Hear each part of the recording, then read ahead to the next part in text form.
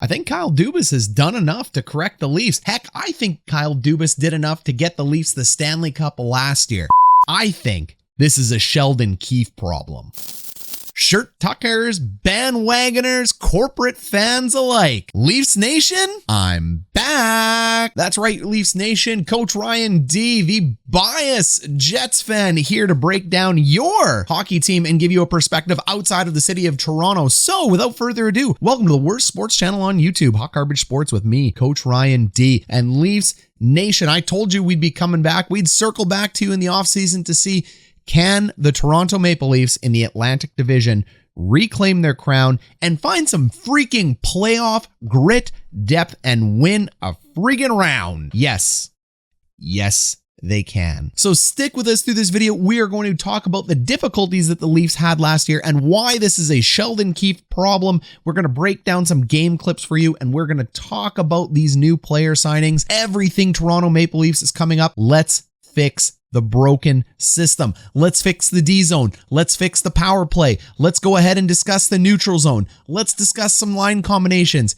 And is Petr Mrazek the answer, or is it Jack Campbell? We're going to roll that intro, and we're going to get to all of it today on Hot Garbage Sports.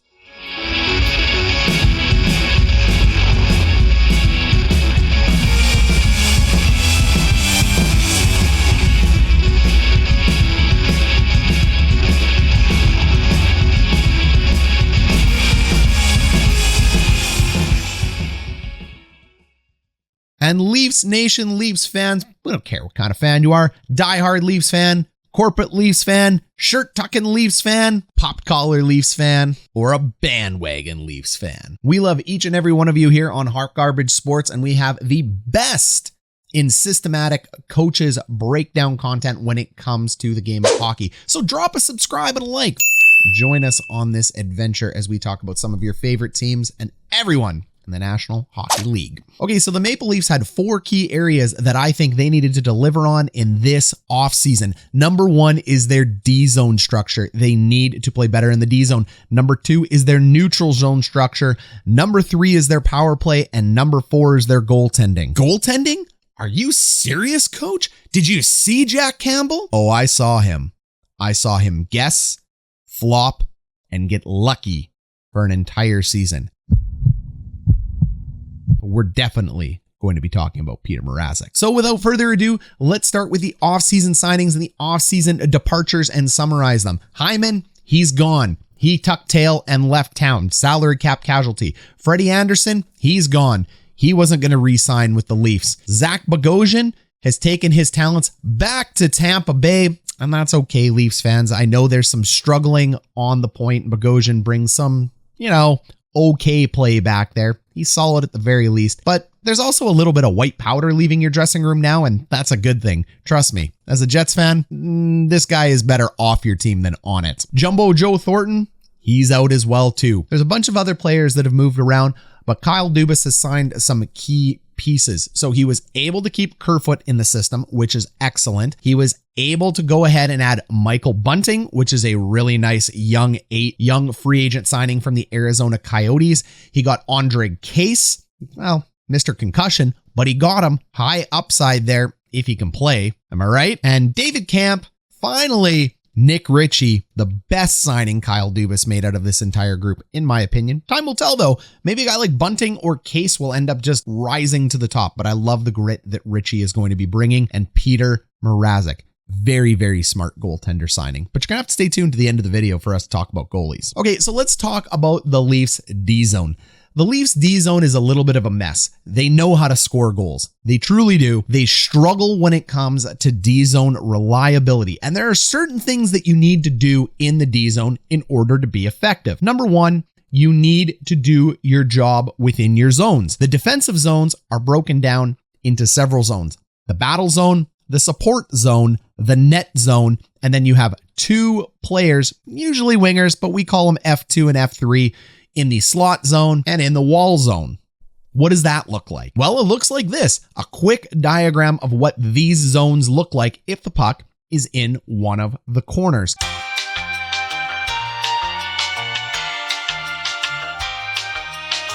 And when we break down and evaluate the Toronto Maple Leafs, we are going to notice that sometimes they struggle to get into these zones. The other thing is battling hard and knowing when to tie up a player, especially sticks, knowing when to play the body versus when to play the puck. The Leafs struggled with this in the playoffs. Number 3 is defensive side positioning. The Leafs find themselves being an offensive team in their defensive zone or the neutral zone or the offensive zone on the wrong side of the puck far too often. Coach, I thought defense was only played in the defensive zone. Great question. And you'd be wrong. Defense in hockey means when you just don't have the puck on your stick. There's 3 situations in hockey when we're talking about team strategy. Offense, when you have the puck. Defense, when you don't have the puck. And when neither has the puck, puck in dispute. You can be in any zone in any area of the ice, but when we refer to defense, we mean the opposing team not wearing Maple Leafs jerseys has the puck. All right, now you got it. Number 4 is clearing the net and having grit in front of that net. Number 5 is when to pressure and when to contain. This one's really simple. If the opposing team has the puck and you see their eyes or their chest, you're containing. If they turn their back to you and you see some numbers or they fumble the puck, pressure, pressure, pressure, baby. And when one pressures, all pressure. And finally, the last piece, defensive zone turnovers. All right, that's our prerequisites for the D zone. Let's go take a look at it, shall we? Okay, so let's walk through everything that's going on in the D zone in just one shift. We don't have all day here to show you a million shifts. So our puck moves from south to north. Why do we call it south to north? Because we're in the Leaf zone talking about the Leafs. So south to north.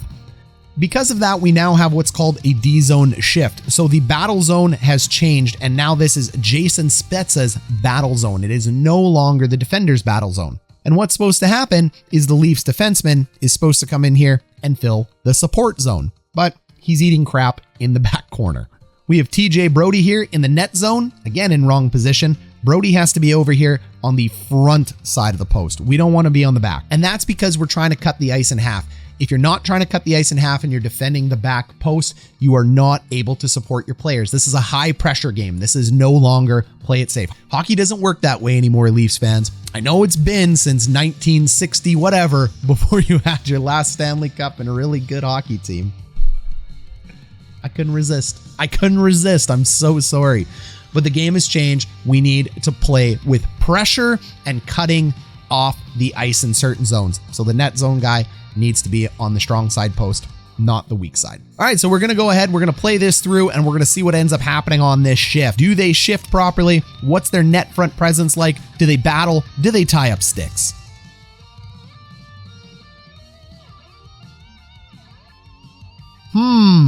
So we're halfway through our sequence right now, and what are we seeing? Well, number 1, this is called a reach in. Here's a stick reaching in by Slick Willie. He's got a nice knee bend going on here.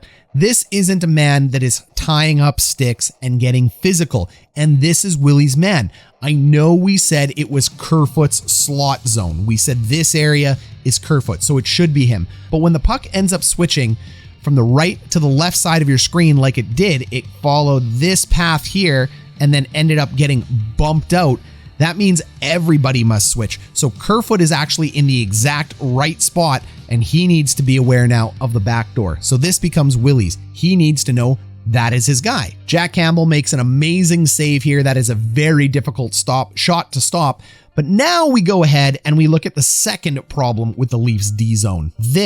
Look at everybody here. They are hunting and looking for pucks. In the playoffs, you want your guys clearing out the front of the net. So look, 2 guys are just staring. Look at their big dumb heads. Kerfoot, Willie, you got Josh Anderson right here. This is grit in the offensive zone. Anderson is going to break in here free without getting cross-checked, hooked, or stick lifted. Everybody is hunting puck. So Anderson's able to stick in, and you saw that little slash. That is desperation and 2 flat-footed forwards between Kerfoot and Slick Willie that let Anderson walk in while the rest of the 3 Leafs are battling in front, again, looking for pucks. That is what is going on in the Leafs D zone. They need to change that. I'm not going to show 100 clips showing it. I have watched them. I watched their playoffs. I have broken it down.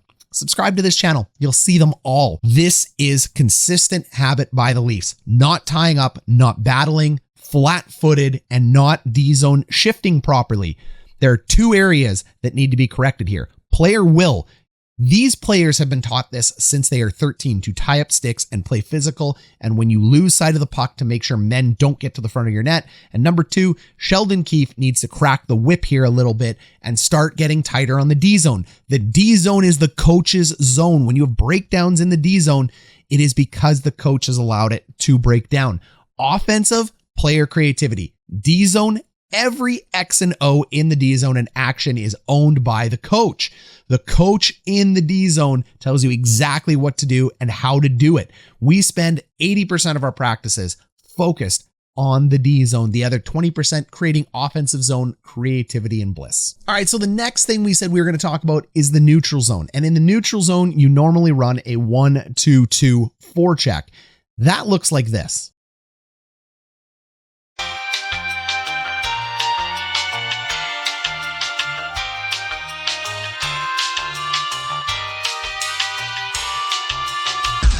Would you like to know more?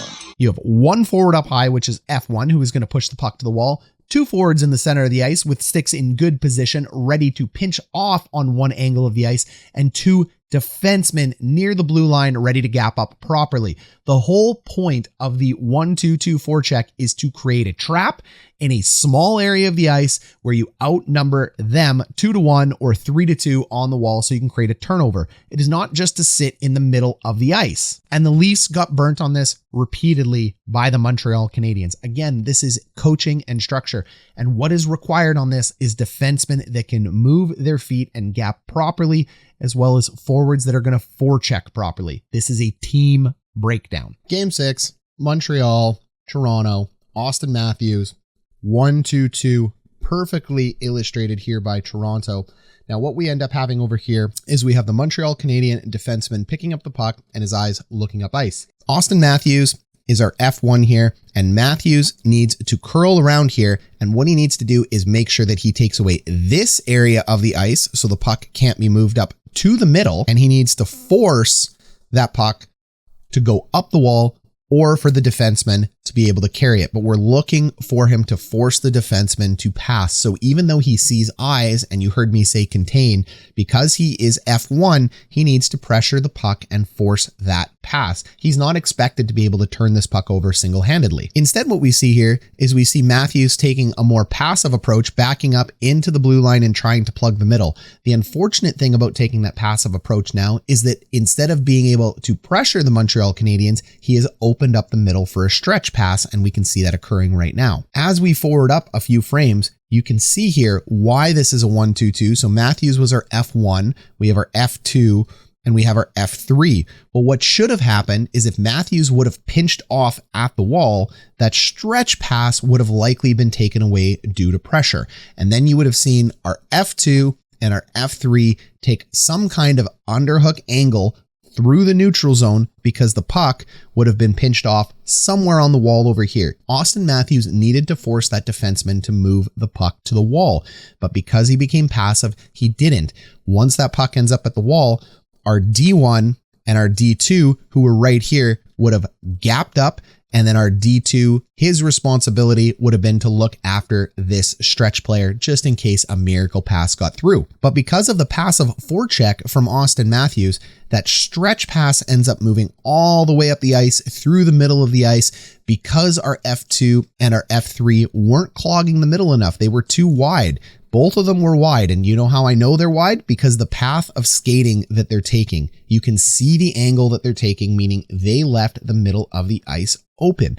Our defensemen over here also were incorrectly gapped. How do I know? Well, there is no way you should be able to receive a puck right here on a breakaway onside at the red line and have two defensemen, D1 and D2, already in the zone, and worse, burnt. So we end up going forward a few frames, and what we end up seeing is our defensemen, they were burnt because of bad D positioning. Our forwards were burnt because they were too wide, and it all started because Auston Matthews was unable to pressure the puck up the wall, which is what needs to be done in the neutral zone. And finally, back pressure. It used to be called back checking. Before that, it was tracking. They keep changing the name in hockey. I don't know why. It's already a confusing enough game anyway.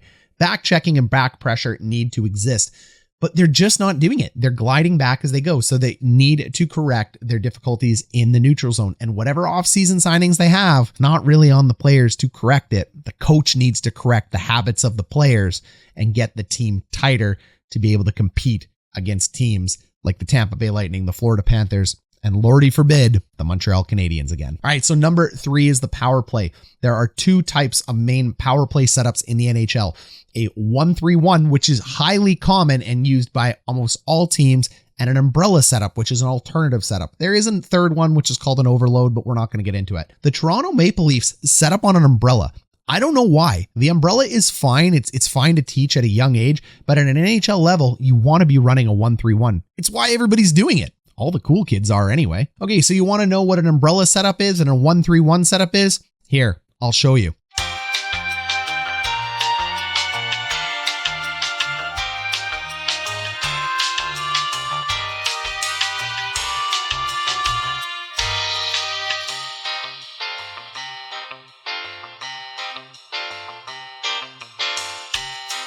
One, 3-1, one player in front of the net, 3 players down the middle of the ice horizontally, 1 player at the top playing quarterback, usually 1 defenseman, 4 forwards.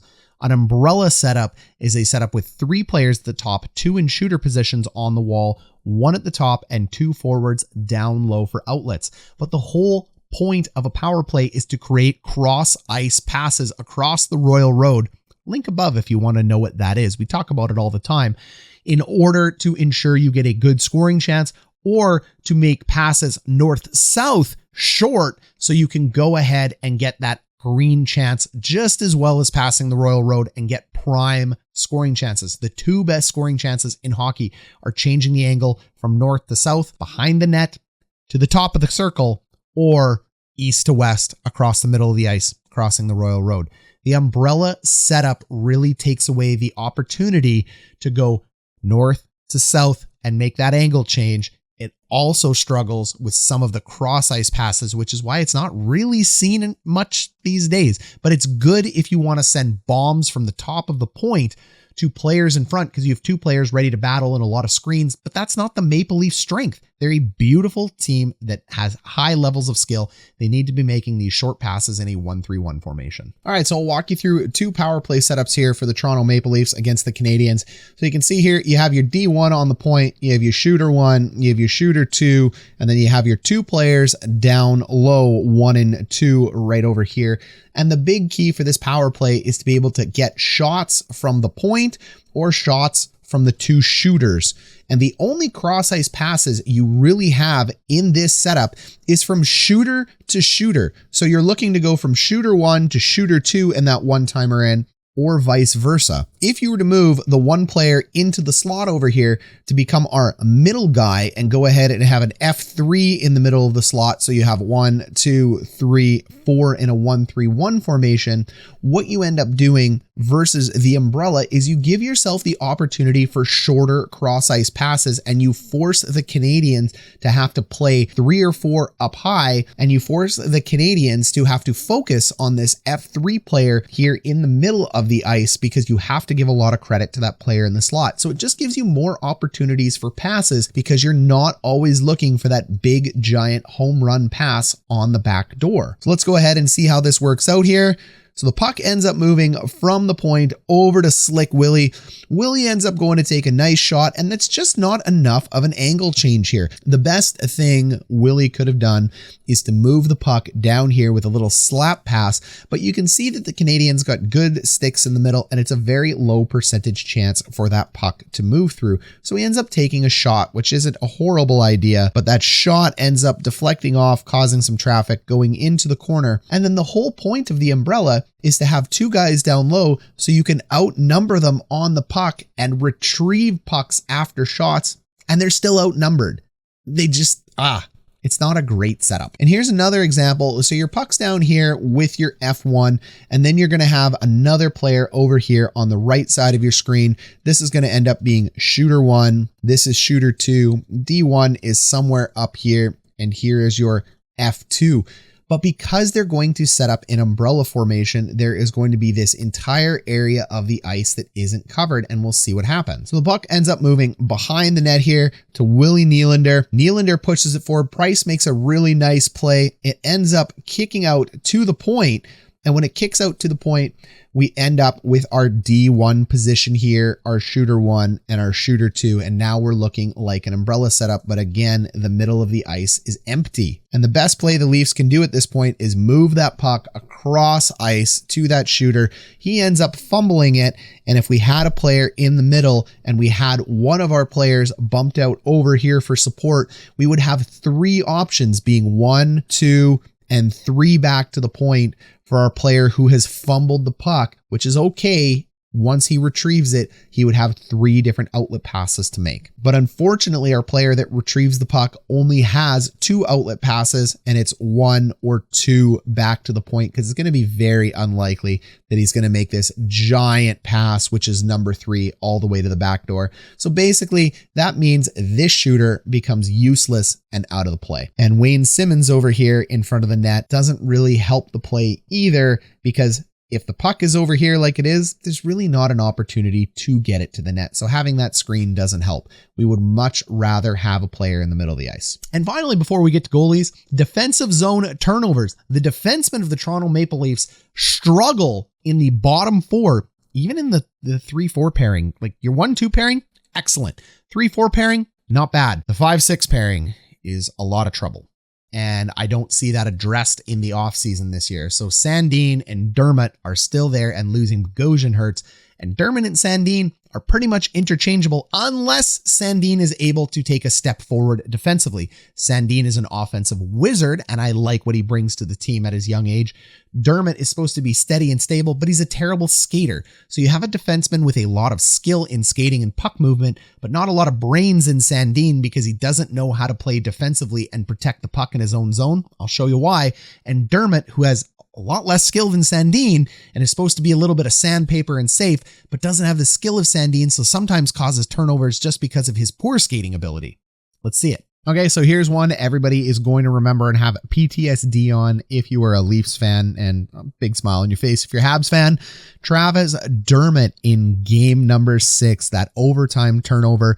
Dermott is already looking up ice. There is very little danger in the play that he should make here. A simple defensive play is to just go D to D to your partner, or worst case scenario, high and off the glass. And Travis Dermott is on this roster to do simple plays like that. But unfortunately, as you'll see, Dermott, as we move forward, decides to make a bit of a pro curl. And as he's making his pro curl, we call it an escape, he ends up losing the puck. And when he loses the puck, there's no forecheck. He just doesn't stick handle it properly. So the puck is now lost off the base of his stick. It's sitting right here. It allows the Habs to pick up the puck. And because they made a change over here, they bust in for a quick goal. Yikes. This is such a simple little skill play that needs to be made. Easy and out, skating, puck handling.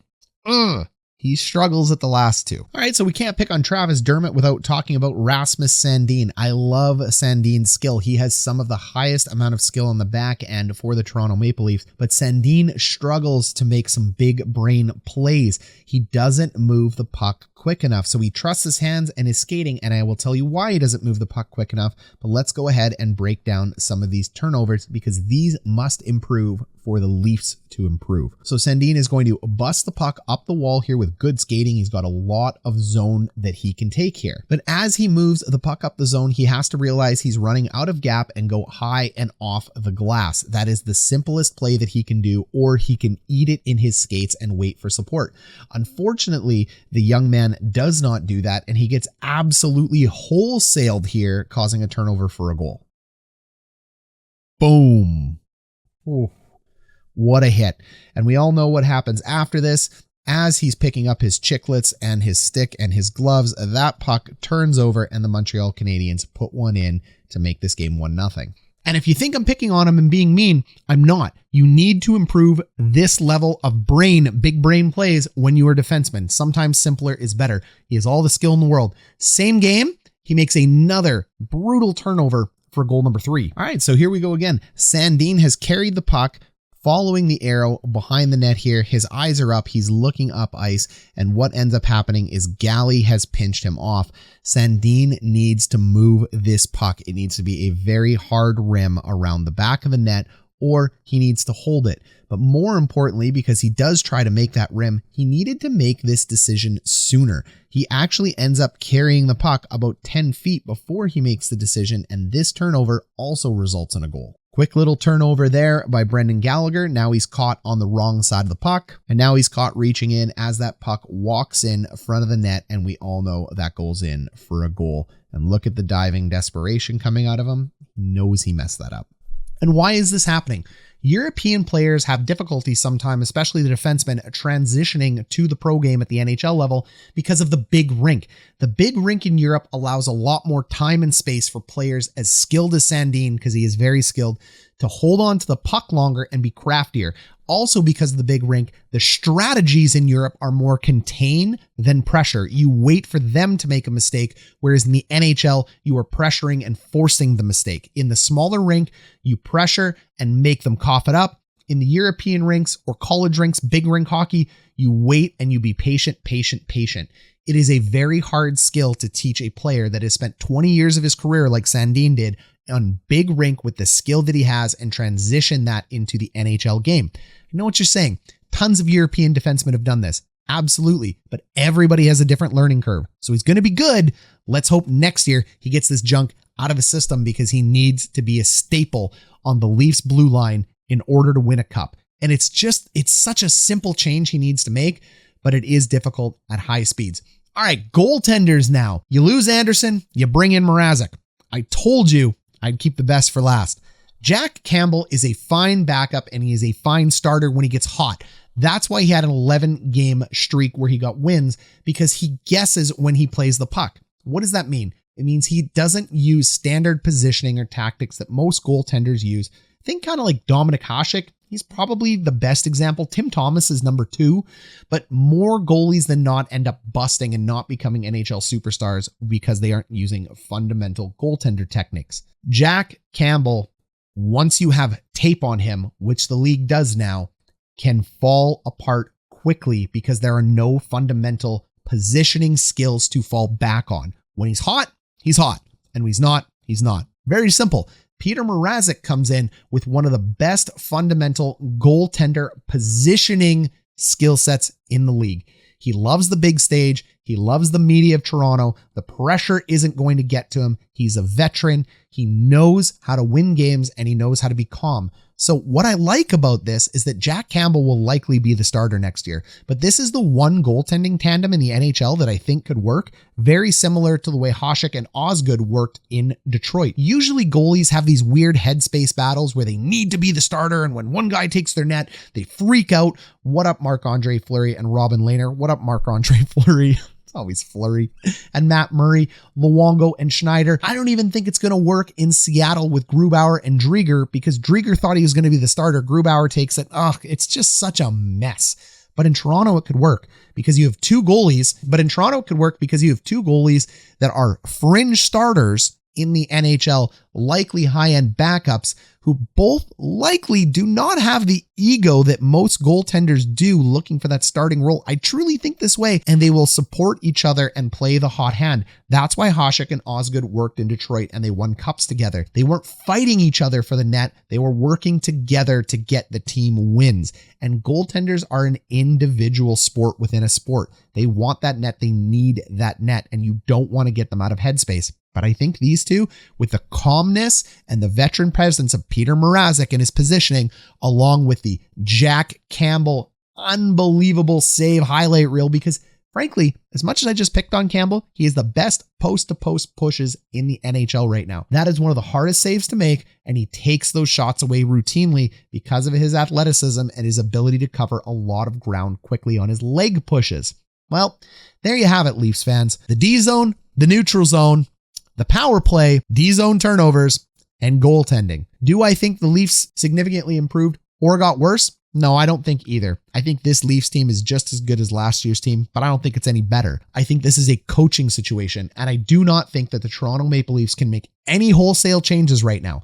They have what they have. Leafs Nation is hunting a cup, but this is the team you're locked into because of the salary cap situation and the big contracts to the top 4 players right now. They must win with this roster, and this roster can win, but they need to change their systems. Tampa Bay and Florida are likely going to be 1 and 2 in this division. That's my guess. Then you end up having teams like Boston, Toronto, and Montreal vying for 2 or 3 other playoff positions. The only thing I can say out of the Atlantic division right now is that it is likely that Tampa Bay ends up first. Toronto, Boston, Montreal, these teams can all vie for a playoff spot. I have the Panthers as a clear-cut number 2. They have the depth, they have the coaching, they have the goaltending in Bobrovsky. He was a little shaky last year, but that's okay. He's still normally solid.